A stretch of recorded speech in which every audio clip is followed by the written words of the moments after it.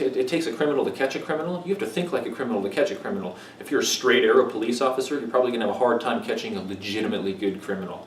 A guy that wears a suit and has all the, and goes to all the cool parties and hangs out with all the, top-notch folks. You're not going to catch that guy unless you think like him, and you're not going to think like him if you were brought up in a straight arrow situation. It takes a criminal to catch a criminal. If you want to catch one of these scumbag politicians, you have to think like them.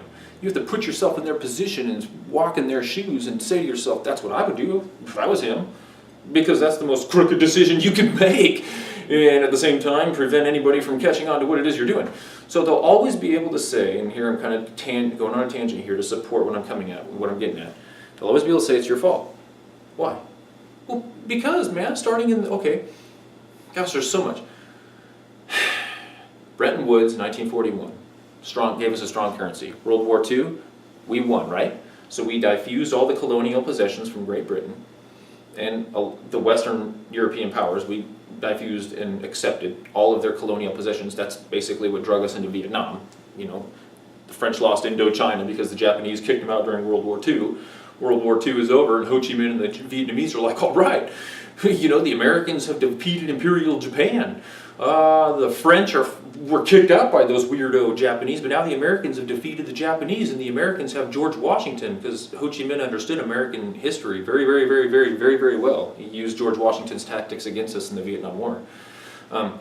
And he said, the people whose history is George Washington have defeated them. Finally, we can be free. Yeah, right. Yeah, idealistically, sure. Yeah, right. Ain't gonna happen. So we went in there and said, well, we're allies with the French. Of course we're going to reinstill them. And once it was understood that they couldn't do anything about it, well, then we got sucked into it. So after World War II, we diffused all the colonial possessions from the European powers. So we had a very strong currency. We had lots of colonial possessions that are refining raw goods, and then of course we have the strongest navy, and so we protect the shipping lanes. We controlled the commercial shipping lanes, and so we're able to ship the goods very cheaply. Like I said, the dollar is the reserve currency, and so we dominate the monetary market, the global monetary market. And so so basically what I'm getting at is that the standard of living for the average American was way up top, People came back, we just defeated Nazism and Imperial Japan.